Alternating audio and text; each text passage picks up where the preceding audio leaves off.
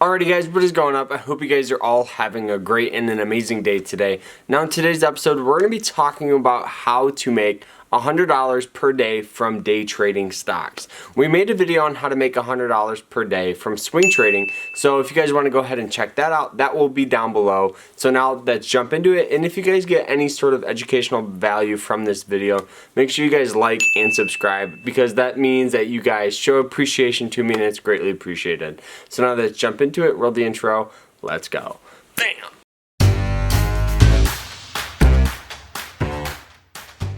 So now how this video is going to get broken down is we're going to actually go ahead, and I do have like a nice little mini lesson for you guys so you guys can kind of understand how to day trade and how to get started in day trading. So after that, we're going to go ahead and show you guys some stock charts and some of the top key things that you guys can use to build a nice solid strategy for day trading. So I hope you guys enjoy it. So now let's jump into that little mini lesson. Alrighty guys, we're going to talk about how to make $100 per day from day trading stocks. So what is day trading? Day trading is pretty much when you buy a stock and sell a stock in the same trading day. So here's a nice little example for you guys. So you guys can see that this trader right here went out and bought a position here at around 11:30, and then he sold it here at around 1 p.m. So this is considered a day trade because he bought and sold in the same day. But imagine if you bought it at 11:30 and then he sold it tomorrow. That is considered a swing trade. So make sure you guys understand the two. The pro of actually day trading is you get in and out of a position quicker, but swing trading is you get to bypass some of the PDT rules, but you'll learn about that later. So starting out, I would highly recommend starting out with a paper account. This is just a simulated account that allows a trader to practice buying and selling without any risk, out any real money and risking real money. I would recommend doing this from anywhere from 6 months to 1 year. The reason why is because you're going to develop your own strategy. I'm going to talk to you guys about my strategy at the end of this video here. But you want to make sure you have a strategy that works well for you because you are a different trader than I am. You may be more conservative, you may be more risky, but overall, make sure you guys start out with a paper account. You guys will not regret it and you guys will thank me in the future. So how to make $100 per day. So the only thing that everyone needs to understand about going ahead and making $100 per day. So if let's say you guys make $10 per day, the only thing that's holding you back from making $100 per day is share size. So we're going to talk about how to have the ideal position size. So assume if you have 45,000 in your account, and you want to risk 1%, because that's what I would highly recommend risking, anywhere from 1 to 2% on each trade. You can risk up to $450. So that's the money at risk. So you're going to take the money at risk divided by cents at risk, and then you're going to get your ideal position size. You want to make a trade on XYZYX, whatever that ticker is.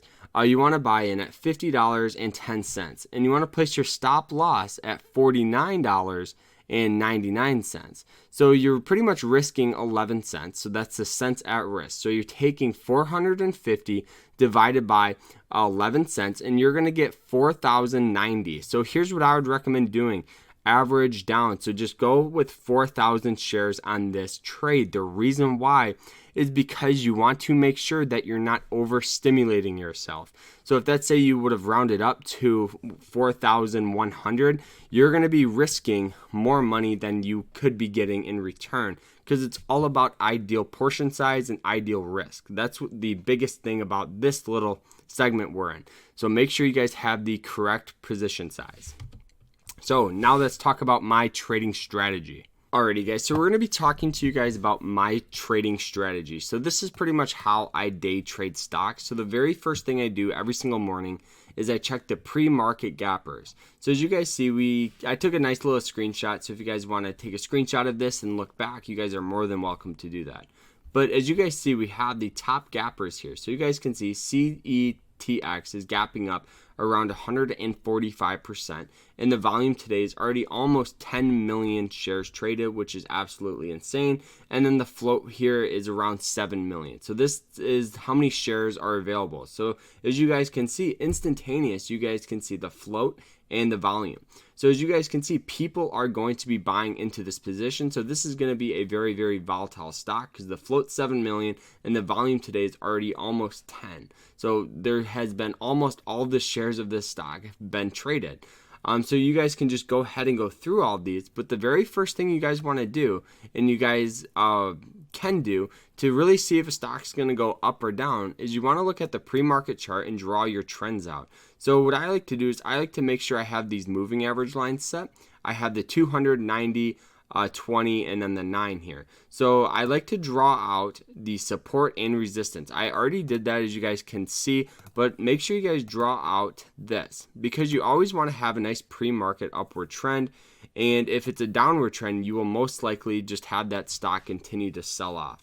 So the market opens, and what I like to do is I like to mark out the highs. The reason why is because that is when I'm going to get into this position. So as you guys can see, we had this nice little false breakout right here. You guys could have told by the level 2. And so as you guys just would have waited here, the stock came down and hit this 200 moving average line.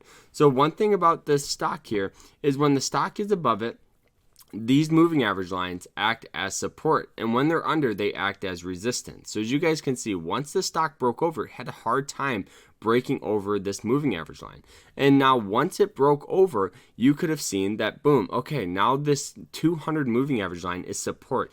Okay, I know that for the future. If that's, say you guys missed the gap and go, there is still a lot of possibilities for this stock. So this stock continued to rally and kind of consolidate here. Boom, look at this, it hit it again. So what do you think is going to happen again? Would it be a nice trade to actually go ahead and set your stops right here at 230 and get into this position? Yes, it would be. The reason why is because history tends to repeat itself. So now the stock's already trading above it and it's consolidating. So just like it did right here, there's a nice little possibility that the stock could come up, because look at this. The trend is still up. So look at this. Boom. Now look at that. You could have had a nice little profit here of around, 14, possibly around 5%. That is an amazing return, and this is a very, very common thing that you will see stocks do: gap up, sell off, hit a moving average line, and bounce. That's one of my key strategies about investing. But let's keep going through and looking at some of these stocks here. So the next one here is DGLY. So you guys can see we had this nice, beautiful gap up, but look at the trend. Look at the trend of the stock. Okay, what do you think is going to happen during that day? It's going to just most likely get sold off. I mean, there probably could have been a nice little moving average bounce, very similar to what happened with the other stock. But I didn't even look at this position. I didn't want to trade this stock. It's all about feeling comfortable with your trades.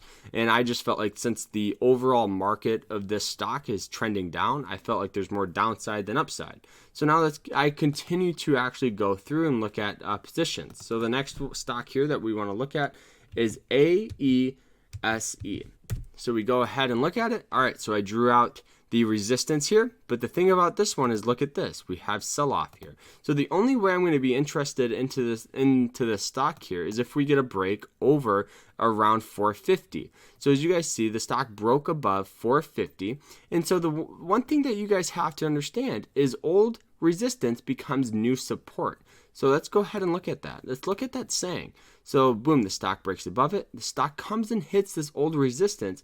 Old resistance becomes new support, getting in right here at 460, setting your stops right below 450, getting in with the ideal position size, riding it out. You could have had a ton of profit, probably over $1 in gains per share, which is absolutely insane. So it's all about understanding your strategy. So this is pretty much when I would highly recommend learning the paper trade.